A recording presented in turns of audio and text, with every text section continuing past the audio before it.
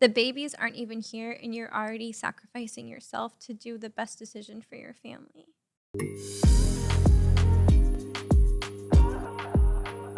Hi everybody. Welcome to EdenxJay Unfiltered, the podcast where we have created a safe and sexy space to have unfiltered conversations.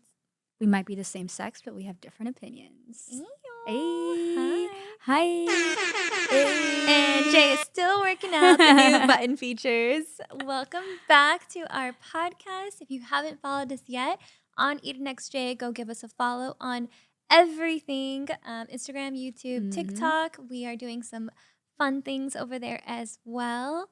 Also, be sure to stay to the end because we always have some really exciting news that we're sharing with you all because there's always something going on in our lives where we want to keep you guys up to date. And thank you for joining part 2. If you haven't heard part 1, please go back one episode and catch up with us so we can dive right in. Yeah, I think just really quick recap takeaways from part 1 is having a fertility plan.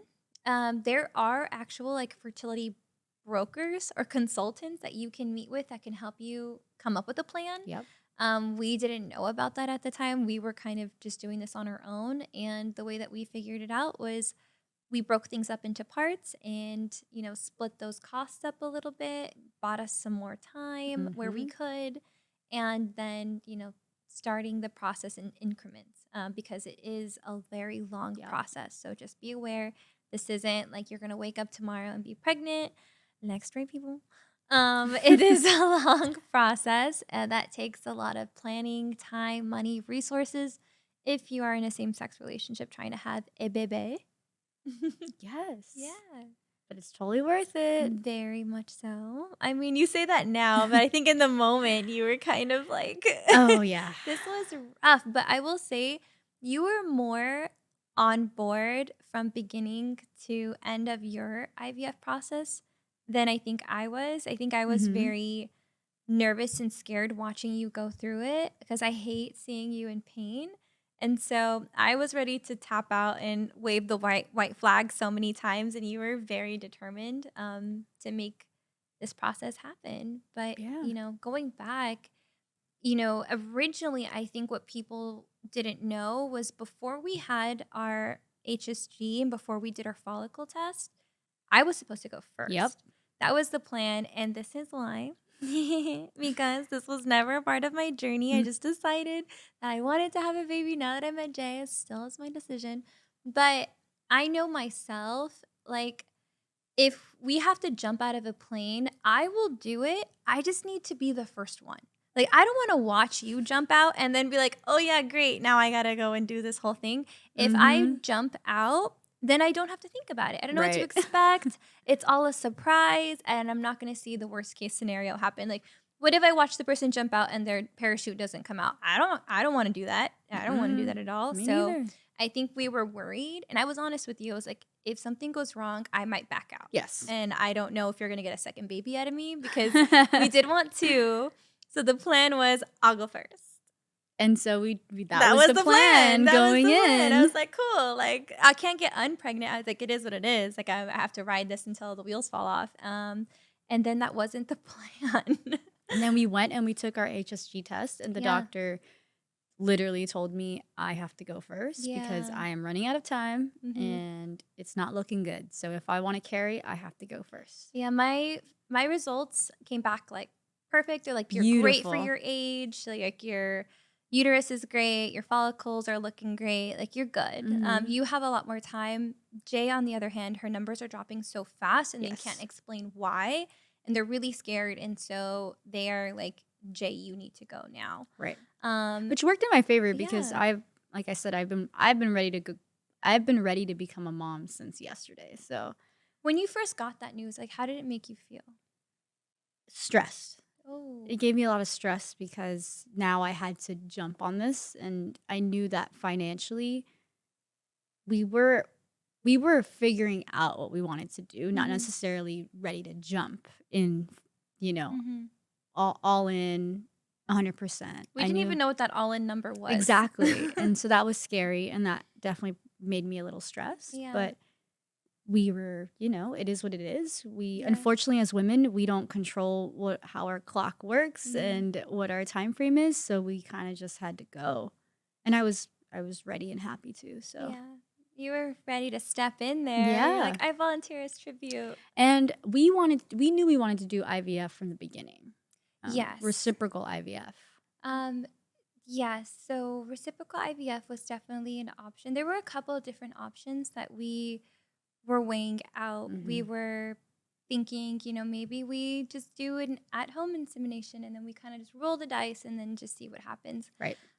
Then we actually were talking with a couple of our friends who have done IVF and their reasoning as to why, and again, everybody's reasons are different, why they opted to do it, and the testing that comes with it was something that we had never heard of. So when you opt to do IVF, there are options to do testing, and we'll get into that.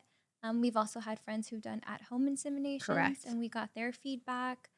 And I think for us, the reason why we decided to go the IVF route is that, there's just some security in having data and information for me, and for you as well, because listening and hearing the stories of women who went through miscarriages was so hard. And if we could do anything to help avoid us going through such what could be a traumatic experience and a hard experience, like let's do that. No matter what extra layers and step and money it costs, the cost of saving the emotional, turmoil that we would go through, I think would be worth it. Right. So then ultimately we decided going with IVF. And then we found out that we can do reciprocal. and then our friend did reciprocal and we were like, what? That's an option? Then we learned if you got the money, you can do whatever you want, basically. You can pick out whatever genes you want. You can pick the gender. You can pick literally anything if you got the budget. And we did not have the budget. So we were like, okay, what gets us a healthy embryo? Like what gives us the best chance to avoid having a miscarriage? And the way we learned it is that you have to do IVF, which is taking the egg and the sperm outside of the body, putting them together and making an embryo, so making a lab baby, and then putting that lab baby into back inside testing. Oh, yes. To see if there are any genetic mutations and anything that can be, I guess, like genetically wrong, and then putting it back inside of your body, whichever route you decide. So that's IVF. And then there's IUI, which people do as well, which isn't taking anything outside the body. It's putting, obviously, the sperm inside the body, washed sperm. So for those of you who don't know, our cryobank, California Cryobank, provided this option, which is another reason why we went with them. Sperm washing. So it washes the sperm to give you the most healthiest and viable sperm possible when you do purchase sperm, because unfortunately, we had friends who didn't go with our cryobank, with a different one, and they got dead sperm. And so that was just money thrown down the drain. Yeah, they literally spent money and nothing, it did not work at all. They didn't get it washed, unfortunately. So again, these are just things that we've learned the hard way and that people have learned the hard way as well. And then you have, at-home insemination, which I believe is like IVI. And then you have just ICSI insemination, which is just inseminating without the option of having it washed. So you can do a bunch of different options depending on what your budget is. And for us, we were, we knew it was going to cost us more, but if it can help us and prevent us from getting a divorce or being like emotionally dragged through the ringer with, these like hard situations that we have to be put through, then let's do it. Yeah. And we decided to pull the trigger on IVF. And so we went into your first doctor's appointment with Dr. LeBlanc from Hanabusa. And I will have to say, she's amazing. Like, she was rad. She is so cool. She's not only beautiful, but she's also has crazy brains on her and so talented. She has a great egg whispering resume. Yes. She's been all over the world making babies. Yeah. And I think that was another thing, right? Now we had to switch gears from, okay, buying a sperm and now finding the right IVF clinic, Yeah. which was a whole process on its own. But Mm-hmm. luckily, we went and we did a ton of research and Yeah. we landed in San Diego Yeah. with Hanabusa. So we went up for my first appointment. Because they do mini IVF. They do mini IVFs, which is another thing that we had no idea. So in a traditional IVF setting, the doctor basically pumps you with a ton of hormones in hopes that they can produce X amount of eggs. The more, the better. It doesn't mean quality over quantity. They just want quantity. As many as they can get. And they take full those harvest. eggs and then they blast them and see who survives and who doesn't, which takes a toll on your body. Yeah. Tons of hormones. It just turns your entire life upside down. And that was something that I was a little nervous about. And then we learned that our clinic does mini IVFs, which means it's an IVF, but it's customized to your body type and your hormones and what you're working with. So they don't necessarily pump you with a bunch of, drugs. They just go with what your body can handle in hopes of retrieving a couple versus a couple of really good ones. Yeah. Instead of a ton of maybe good, maybe bad.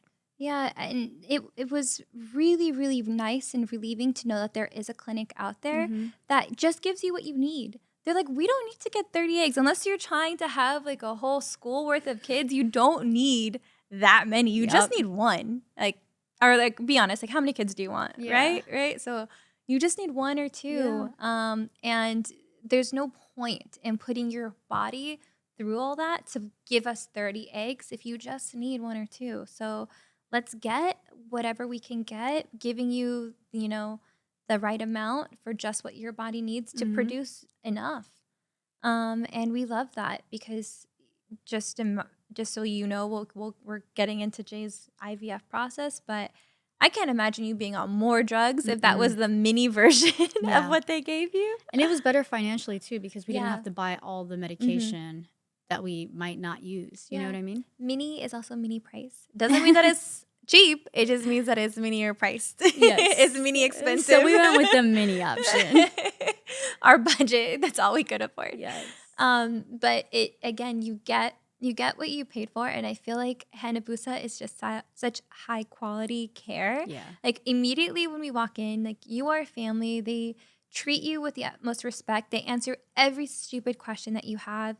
And Dr. LeBlanc is just so world renowned in her experience. And, even when there was a moment when things started to get scary, right? Like we started to watch your cycle. Yeah. And the first appointment we went in, you had, I think, like 12 follicles. Yeah, which is great because follicles, we're looking for as many follicles because those follicles may or may not have eggs. Yeah. So there could potentially be 12 eggs. Which is good. It's not horrible. It's not great, but it's somewhere in the middle. Yeah. Like we can do 12 because if you do the math, once you create an embryo, you extract, you might not extract all 12. Let's say there's half of that. There's 6, and then you've got to do an embryo. Maybe 3 of those survive, so now you've got 3. And then once those... And then testing maybe you've got 1. So that's not a horrible number. Yeah. It could work in your favor. 12 can equal 1. Yeah. And those weren't terrible odds. But then when we went back for your second appointment, 12 turned into 10 follicles. Yep. We went back to your third appointment. 12 turned to like 8. And then it started getting scary. The doctor was like, all right, like this is where we're at. Like, I don't think we're going to go up. I think we're just going down at this point, considering your hormone levels. So let's just pull the trigger. Let's get you going now. And I think we went into that appointment thinking like it was just going to be another appointment, not that we were going to walk out of there ready to go, ready to do IVF. But she was very adamant. Like, if you want to do your shot, like we got to try now. But she was also like, it's your choice. Like, if you want to say that you tried and try, great. If you want to skip again, she's like, the numbers aren't showing me that they're getting better. So let's go. Let's try if you want to. And then, I kind of put the ball in your court. And I said, let's go. I don't know what this looks like, but I'm going to trust her knowledge. And she's saying, let's go. So we went directly to the pharmacy and bought a ton of drugs. And the crazy part is that when it comes to hormones, there's no, like hormone injections, there's no real how-tos. They kind of just they ask for money and in return they give you hormones. It's kind of like a Bunch of drug. drugs. Yeah.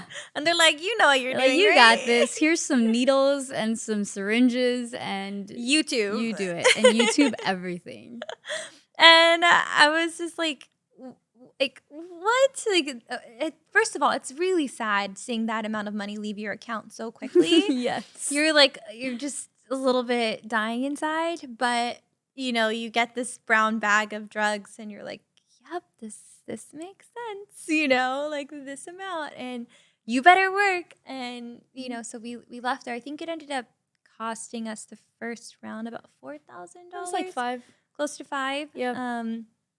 And we started doing IVF. The cool thing also about mini IVF is that it's half the time as well. Yeah. Yeah, so you're not doing it for, I think it's like X amount of 4 or 6 weeks. You're just doing it for 2, or like 9 days. And it was a little bit of a process just trying to figure it out, but totally YouTubeable. You just have to go in with confidence, is what I'm thinking. I think the part for my brain that I was trying to not get mixed in my head is that Euphoria was on at the time.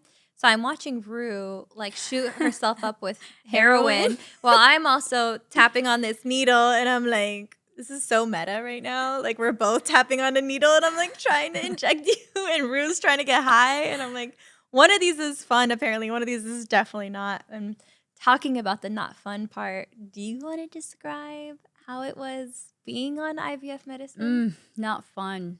I think the first 2 days, I didn't really see a difference. It was not fun getting shot up. And everybody was telling me, it should be okay. You've got all these tattoos. Like, what's another needle? It is not the same. Not the same at all.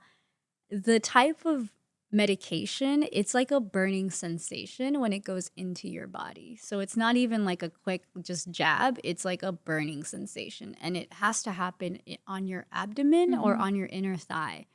And I don't know when was the last time you looked at your inner thigh, but mine is very sensitive because I never do anything with my inner thigh. She also has a tattoo on her inner thigh, so but those are just stickers, apparently.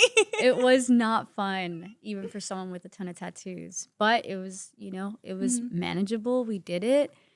I think by the 3rd or 4th day, my hormones were upside down.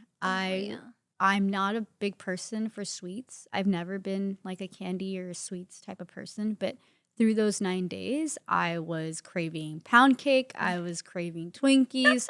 We went to the store one time and I couldn't decide what I wanted in the bakery aisle. So I just grabbed a big sheet cake to myself. And Eden's looking at me like, what are we celebrating? Well, I understand like the need, and I'm trying to be so sensitive because your body's probably going through all these different things and you want everything, but it's just the two of us. Like, who's going to eat this whole sheet cake, this whole birthday cake? And then she wanted a whole corn cake and cornbread. And then she also wanted a whole pie. Yeah. And I'm like, okay, can we compromise? Can we get you the little birthday cake and like a slice of the cornbread and like a little bit of everything? But can we just scale back the portion? Yeah.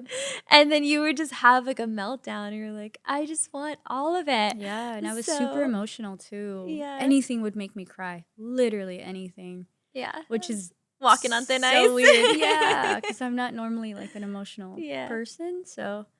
Yeah. I would say the hardest part, just trying to be your support system in this, was being very consistent with the schedule. So I don't think people understand, like, your life revolves around these injections because you have to take the same shot every single day at the exact same time. And the life doesn't stop. Like, we had plans before we obviously agreed to do IVF, so we still had to go to these dinners. We still had to go to these like events, and then we would go to the car, shoot up, and then go back to the event and pretend like everything was fine. And that was like our world for a little like 2 weeks.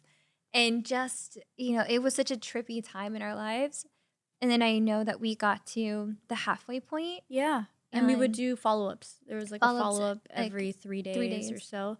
And during our second follow-up, we showed up and I had already been, I don't know, like 6 days on all these hormones and mood swings.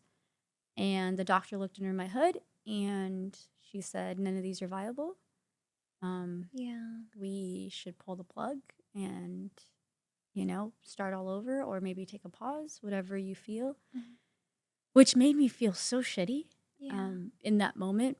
It made me feel like less than a little bit. It made me feel like I wasn't a woman enough, or there was something wrong with me. And that was super emotional for me as well. I think I went through a little bit of a depression for like a month or so. We took a break.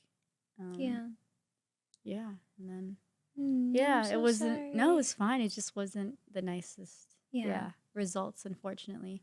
And then we had to have a conversation about what the next move is, because now we spent $5K down the drain and we have no results. And the only option is to start all over and spend another $5K and hopefully getting some results.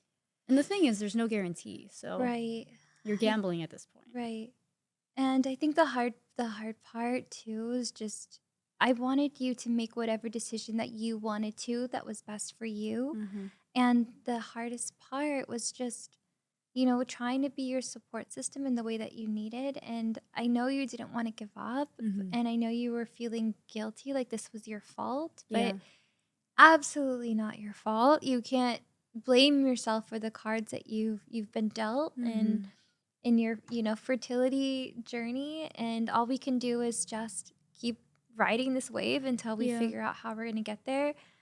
But you did talk about it. You were like, I will do this one time, and that's it. Like, if it doesn't work out, I don't want us to spend another, I mean, we were going through our savings at this point. So $10K to someone that doesn't come from money is a lot of money. It so is. I said, let's do it one more time. I'm willing to do it one more time. And if it doesn't happen, then I'm totally open to adoption. I'm totally open to all these other, things. Hey, you still had me. I don't know why you rode me off. I didn't ride you off. Like, you were going to go, but I think the plan was I have one and you have one. Yeah. So obviously you would still have yours, but I would also be open to adopt a second child. Yeah. And I think that was always a part of our plan. We would have one each and then adoption for the third. And I was just thinking like, okay, well, if that's what you truly want, then let's go. Let's go hardcore, but let's change everything. Let's change our diet. Let's make sure you're relaxed as possible. Let's cut out drinking. Let's cut out sugar. Everything. Let's cut out carbs. Let's, start, going to the gym and all of those things. Let's give it our best shot and then just see, at least we could say that we tried and we did all the things.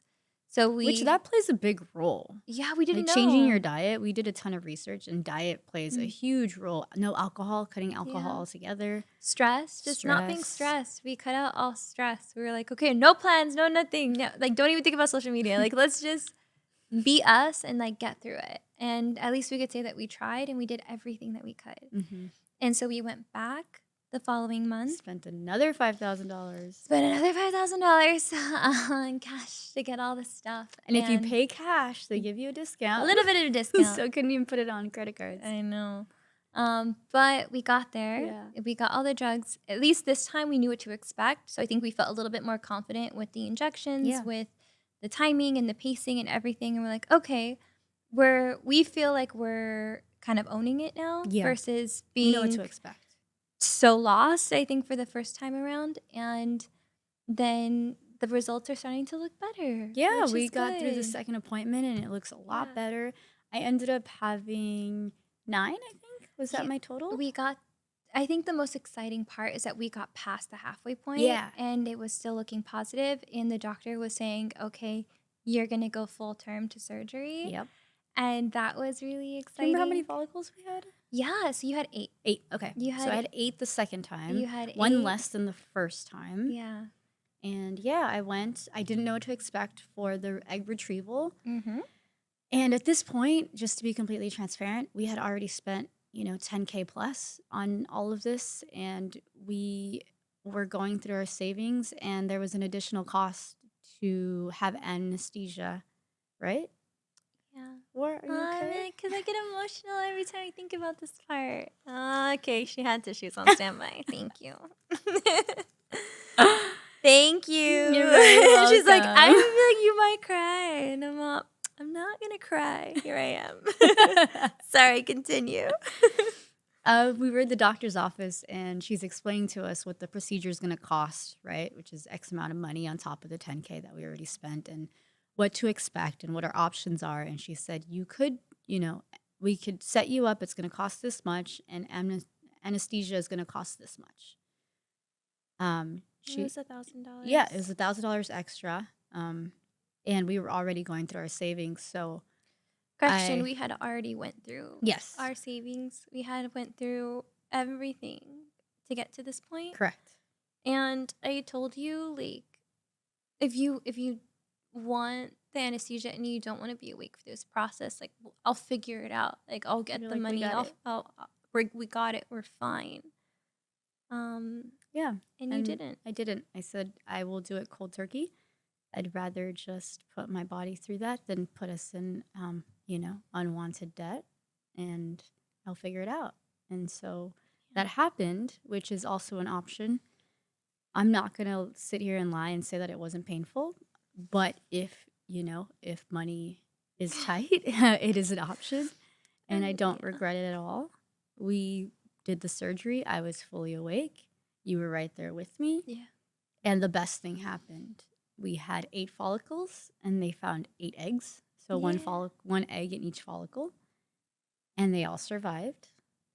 The first extraction. They got 8 out of 8, and I think that was just such a unexpected number. Mhm. Everyone was like, I remember everybody was like cheering in the operating room. We were all counting and like freaking out, and like Peter was like when like the chief officers was in the room too, and he was like cheering, and I think we were all excited because they saw. We were all rooting for you. Yeah, they saw the disappointment in the first round, and to have a second round that was so successful, like 8 out of 8 is really, really good. And it was just like so telling because I don't know, like that's just, I feel like that's just like love in a nutshell, right? You didn't have to, like you were willing to go through so much pain to save us money, and I told you like we would have been fine, but you didn't want to. And I just feel like that's the babies aren't even here, and you're already sacrificing yourself to do the best decision for your family. And I just feel like I always get emotional when I think about that, because I don't think I would have taken that option. I would have been like, let's get another credit card. I don't want to be awake, but I love you so much for doing that for us. You're very welcome. But like that just shows how strong you are. Like I think you talk about how these are tattoos, but I feel so sensitive now to pain, and I was like, no, your pain tolerance is so high. You're such a strong person in general, and I think that's just another constant reminder of like why I love you so much. Thanks, babe. Yeah, sorry. No, but yes. 8 eggs were taken out. 8 eggs were taken out, and then they go through a round of testing. Then that's like hold your breath, because they were saying normally do half of that and then cut that in half again. So 8 to 4 to maybe 2 if we're lucky. And the testing happens pretty fast. You know what you have, I think, in a couple days. Yeah, like 2 to 3 days, something like that. And we were so anxious for those next 3 days, just like wanting to know the results. And Peter ends up calling us, who's the director of Hanabusa. Yeah. And he's like, are you guys sitting down? And we're like, oh shit. Yeah, we're ready. Tell us the news.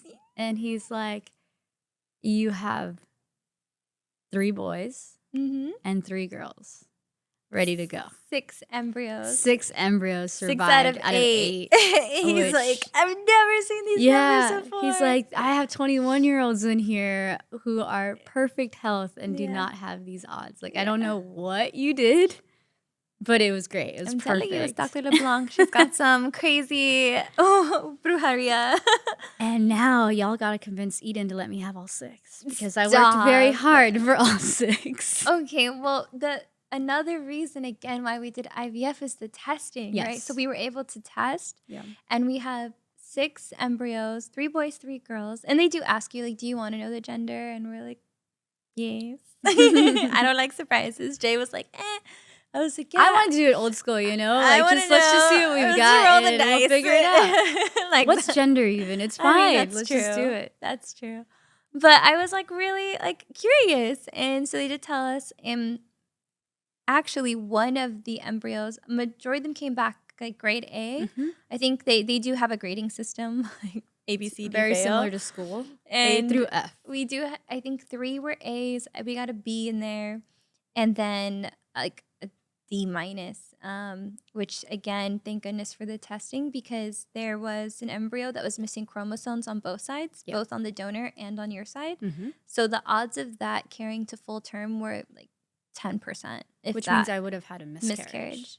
And that was what we were trying to avoid, and putting you through that on top of all of this other stuff. Right. So it was worth it. It was worth every moment. It was worth every, injection and Every tear. every tear to not have to go through that with you. And we were so happy because now we have like 6 embryos. I mean, 10% viability is still 10%. And if that's all we got left, that's all we got left. But we're very, very lucky to have that many. And you did an incredible job. Like, just egg machine over there.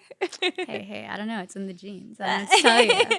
I was like, what were you so scared about a couple weeks ago? And now you're just it's nerve-wracking. chilling on an egg mountain. And I think the sad part is, now that situations are reversed, because we want to do reciprocal IVF. Mm-hmm.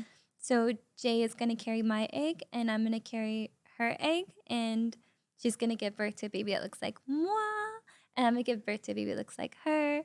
And it's just a way for both of us to be involved, within the parenting process. And this was, again, not everyone's journey, but since this was an option, we opted for it.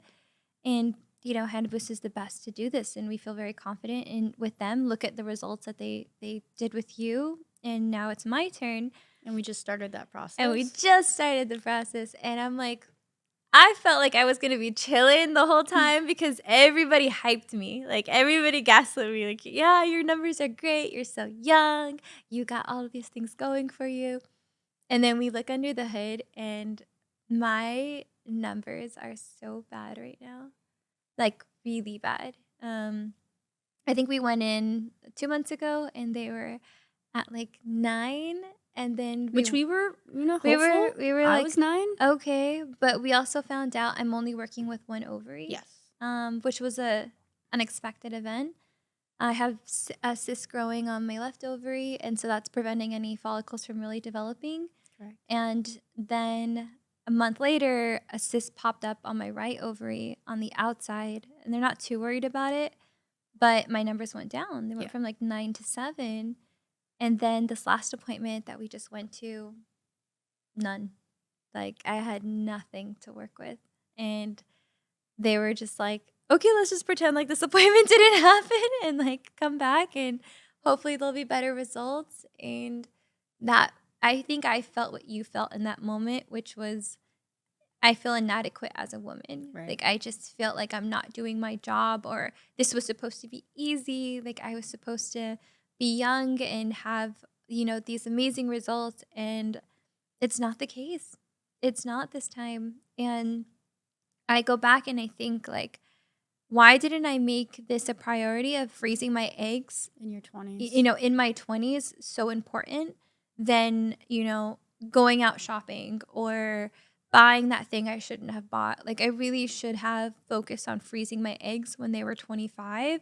So then I wouldn't be in this position now. Right. And I wish that people would talk about it, more openly to younger women, because once you're in your 30s, it feels like the cards are just taken off the table for you. And it is what it is. Like, that's all you get. The quality of the egg is also The quality of the egg different. is compromised. Like, everything is more expensive because now everything is harder. And you think because your aunt was fertile, your mom was fertile, like, it doesn't mean anything. Like, whatever your body has is what you have, and you don't know what you got until you look under the hood and the doctor tells you, like, yeah, you're great. And then I was told that too, and even then it's not guaranteed. Like, and it just is unfortunate that, now we're here and the doctors are already mentally preparing me to go through more than one round. Right. Because your results were amazing, but they're not like ideal. Like, I think them taking out 8 from me might be a lot different than taking out 8 from you. And not to say lightning can't strike twice, but we would be very, very lucky if that happened again. And on top of it, just working with one ovary and all that stuff. And we've talked about this, we've had a honest conversation about what happens if, the cyst doesn't go away. We might have to work backwards. We might have to deal with the cyst first and then the eggs later. Yeah. And I think the silver lining here is that we've got 6 in the bank. Yeah. Like, there are embryos ready to go, right? And what is DNA anyways? We don't speak to our family as it is. I think for us, our family is a blended family. Mm-hmm. Our friends are our family. Mm-hmm. So I don't think genetics have a lot, like DNA doesn't have a lot to do with how, what family is. Mm-hmm. But to your point, I think going back to what you said, I think that it's important for all women, even if you're in your 20s and you're thinking, I don't know if I want kids, so I'm not even going to think about fertility. I think it's really important to freeze your eggs regardless, because at least you're giving yourself an option to be a parent or not be a parent versus now you're in your 30s and you don't have an option, I think freezing them when they're young, they'll forever be that age. Yeah. They will forever be that age and that viable. And freeze as many as you can, because we do, we have friends who have also frozen their eggs and then are now in the process of doing IVF as well. And not all of them will obviously survive and carry to full term. So just give yourself a savings account, like as much of a cushion and a bank as you can for your fertility, and buy yourself time. Like, think about it that way. You are buying yourself time for the future to do whatever you want to do. So when you do feel ready, you have that option. And it's just unfortunate that by the time you start thinking about it, I feel like it's too late. Yeah. And that's where we're at now. And, we're just going to keep taking it one day at a time and step by step. And so what is our next step? Our next step now, I think what's really hard is that just the cysts on my ovaries are just triggering in general, because that's how my mom died. It was a cyst on her ovary that just wasn't treated when it should have gotten treated, and she died of ovarian cancer. And every time I hear a cyst on my ovary and something, I just start thinking, like, is this gonna be the same thing that's gonna happen? So I think now our next steps are, let's talk to the doctor and figure out what our options are with the cysts and see if we can get those off the table, then tackle the fertility, and then figure out if we can get those numbers up, and then try again and see if we can get them out. Our goal is to be pregnant by the end of the year. That would be ideal. That would be our goal. You are right. We do have 6 in the bank, so I'm not trying to get greedy. I get it. We don't need like a school bus full of, embryos in the bank. But it would be nice to have, my own too, and to try for you. I would love that option. Well, but if it's not, it doesn't work out, it's okay too. I'm supporting you either way. Yeah. So fingers crossed it happens at the end of the year, but there's no pressure because we have a savings account. An egg savings account. Yeah. Not only do we have an egg savings account, but Jay's been bugging me for chickens. I was like, you want eggs from me and you want eggs, like chicken eggs? Listen, I'm the cook in the family, and I'm telling you, eggs are through the roof right now. 3 or 4 times what they used to be last year. I get it. But like, I don't know if we can deal with the chickens, because now I'm going to have a dog, a chicken, a baby, and like all these things. Sounds magical. Right? Sounds wholesome. Sounds like a crazy time. So then we'll have more crazy updates. Could you imagine like hearing chickens on the podcast and like a baby crying and a dog? Like, oh my God, we just need farm animal sounds on this thing already, so then we can just get used to it naturally. But I know our social media, they're rooting for you to get chickens. So yeah, we'll see. You have to be good. Maybe my Christmas gift this year. Maybe. But thank you guys. Thank you so much for hanging out with us and listening to our journey. And, I know a lot of you all have questions about, how we did what we did and why we went with these options. And again, your fertility journey isn't all one size fits all. We just decided to go this route because we thought this was going to be best for our family, and we wanted to do reciprocal IVF. Testing is important to us, and that's why we did this route as well. Hayabusa does mini IVF. That's why they were one of the most important decisions that we made, which is where we're going to do all of this. And California Cryobank was our sperm donor. And they, found us our perfect match, and, has a clean background, and that was what's best for us. And I think the moral of the story is not fertility isn't one size fits all. So whatever makes sense to you, go with it. And for us, it made sense to break it up per year. And I don't think that's a bad thing either. So the whole process has taken us 2 years already. It's been a 2-year journey. So just keep that in mind. If you would like kids within the next 2 years, start now. Start now. Take it day by day. Take it piece by piece. And, start where you can. And we're always here to answer questions. We're here to help you out in figuring those things out. And if you're in your 20s, go freeze your eggs and go get your stuff checked. Just a side note, we found out recently that they have cool programs where if you're in your 20s and you're healthy, you can literally go and donate a batch of eggs. And you literally flush them down the toilet every menstrual cycle, just saying. But you can donate for free. You can donate a batch, and then they'll store a batch of your eggs for free in exchange. I wish I knew that in my 20s, because that's such an easy process. Batch for batch. That's if you get approved. Sure, but try it. There's so many programs like that. Yeah, there's a bunch of different programs for egg donation and all of those things. And there's stuff out there. So there's a will, there's a way. And I believe you will find a way. And on that note, we're going to end our podcast. Oh, they're back. With our intimacy deck. Yeah, I feel like we needed that. Go for it. Me? I think I picked it last time. Oh, did you? Okay. I don't remember. She's just saying that, y'all. She doesn't want to pick. What does your 5-year plan look like? Dun, dun, dun. Did we just talk about this 5-year plan? Let me do that again. Hold on. We're going to get this down one day, guys. Okay, here. Question.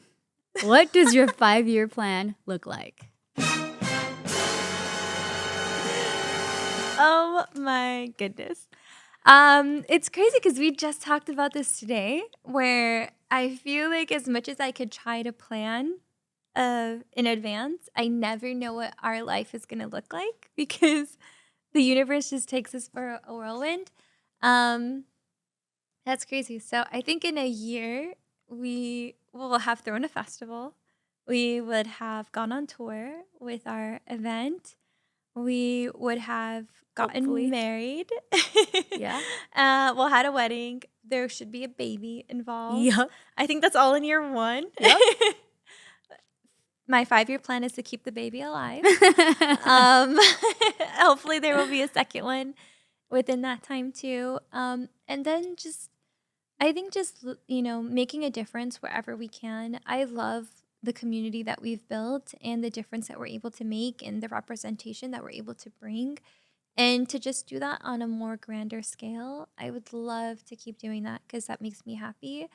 And making my family happy, and just honestly finding ways where we can do things that we love, that can buy us some more time, to be financially independent, to be able to travel more, because I would love to travel, even with the baby. I know people are like, you're crazy, you say that now, but that's just how I feel. I want to make these memories, no matter how small they are. I love that. And for you, what's your 5-year plan? Okay, my 5-year plan. Don't say chickens. Chickens. Oh, okay. My 5-year plan is that I finally have a chicken coop in the backyard with maybe 2 to 4 chickens. And I think also in 5 years, you should have already gotten your psychology degree. Oh. And hopefully you would be a practicing therapist. marital therapist. Yeah. Marital and family therapist. That would be great. Yeah.